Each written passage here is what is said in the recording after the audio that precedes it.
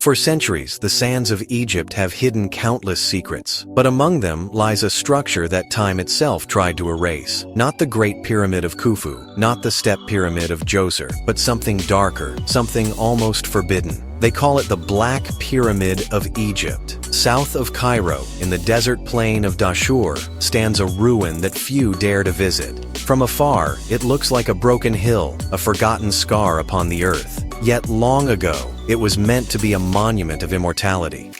The Pharaoh Amenemhat III, ruler of the 12th dynasty, dreamed of a tomb that would merge heaven and earth, a pyramid not of gleaming white stone, but of shadow. He ordered it built from dark mud brick, coated in black basalt, that would shimmer under the sun like obsidian. To the priests, it symbolized night, the eternal passage of the soul through the stars. It was a vision of power, ambition, and defiance. Unlike the pyramids of old, this one was not aligned to the sun, but to the underworld. When the sun set behind Dahshur, the shadow of the pyramid stretched endlessly across the sand, a line the ancients believed divided life from death.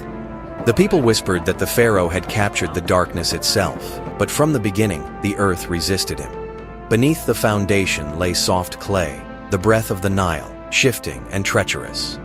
As the walls rose higher, the ground began to sink. Cracks appeared. Stones split.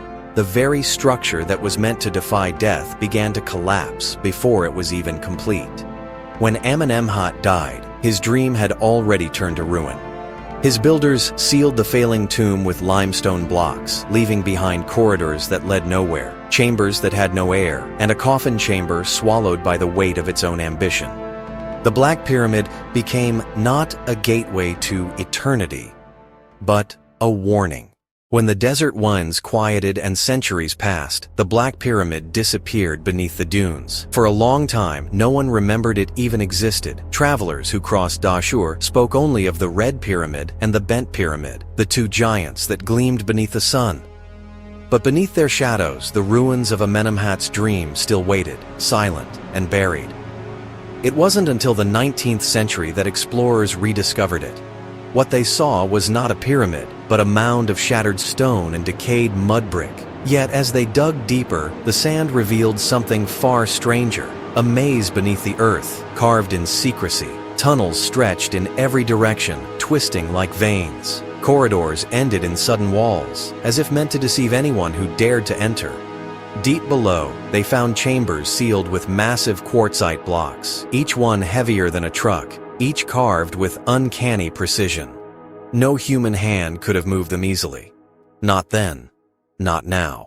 In one of these hidden rooms, the explorers uncovered what seemed to be a royal burial hall. Fragments of gold leaf clung to the walls. Broken jars lay scattered, their contents turned to dust. On a fragment of stone, a name, Amenemhat Ankh, the living spirit of the king. It was proof that this ruin was no legend. But what struck them most wasn't the decay. It was the design. The deeper they went, the colder the air became.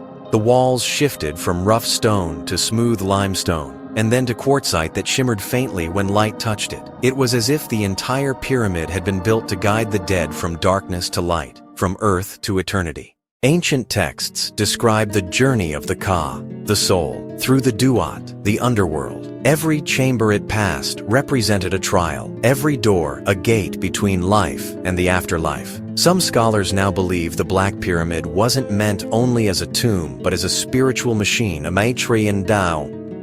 Maitri Dao, I Shurmi and Dain, I Seen in Dao, Mapri and Dap.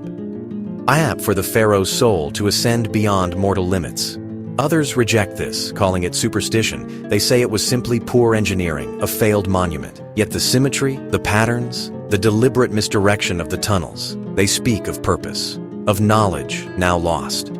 When the last chamber was opened, the explorers found no mummy, no treasure, no final resting place. Only a sarcophagus without its lid, empty, silent, and waiting. Was Amenemhat ever buried here?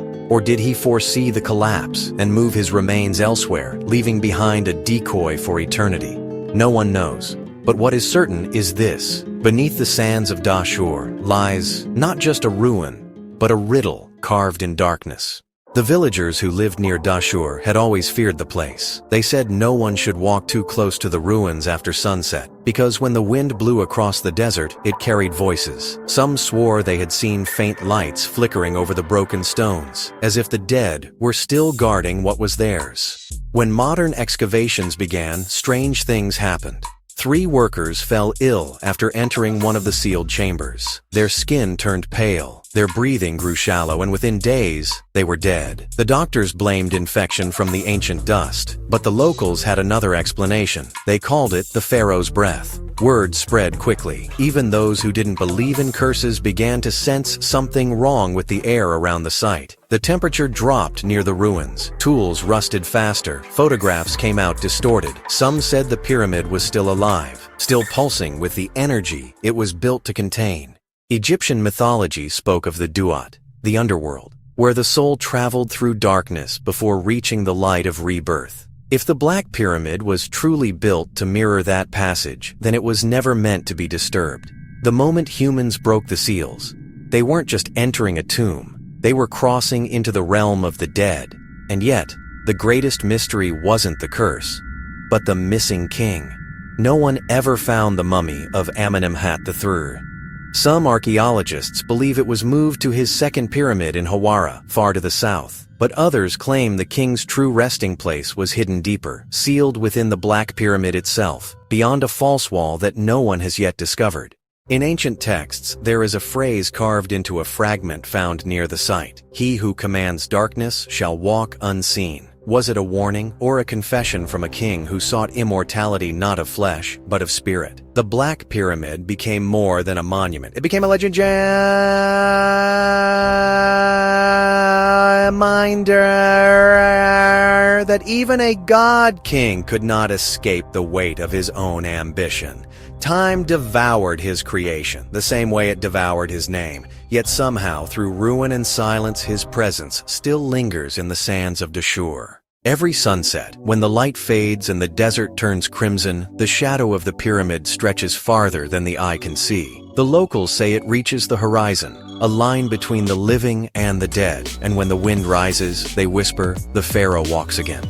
Today, the Black Pyramid still stands in silence, broken, sinking deeper into the sands with every passing year. Tourists rarely visit it. Guides don't recommend it. Even scholars speak of it only in passing, as if the story is better left untouched. Yet for those who have stood before it, there is something undeniable in its presence. It doesn't rise like Giza's golden giants. It crouches, heavy and wounded, its shadow long and patient. You can almost feel the weight of time pressing down, as though the desert itself is trying to bury a secret it can no longer contain. Archaeologists say the structure is too unstable to explore. The tunnels are dangerous, the air thick with dust older than memory. But in that darkness lies a question no one has yet answered. Why did the ancients build it this way? Why risk everything on ground that could not hold its weight? Maybe they weren't trying to build something eternal. Maybe they were trying to build something forbidden. The Black Pyramid doesn't gleam under sunlight. It absorbs it. It doesn't point to the heavens. It sinks toward the underworld. Every part of it defies what the other pyramids stand for. Perhaps that was the message, that immortality isn't found in light, but in shadow. When you stand in Dahshur at dusk and the wind brushes over the ruins, you can almost hear the desert breathing. It whispers of kings and architects, of dreams that cracked under their own ambition. It reminds us that every monument, no matter how grand, will one day crumble. But the mystery it leaves behind can live forever. And maybe that is what Amenemhat wanted all along.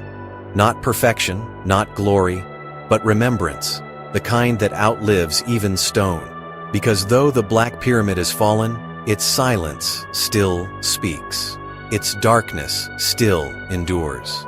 And perhaps, in that silence, it is still waiting for someone brave enough to listen. If you believe that history still hides more than it reveals, subscribe to Unveil Archive. Because here, we don't just tell stories, we unveil them.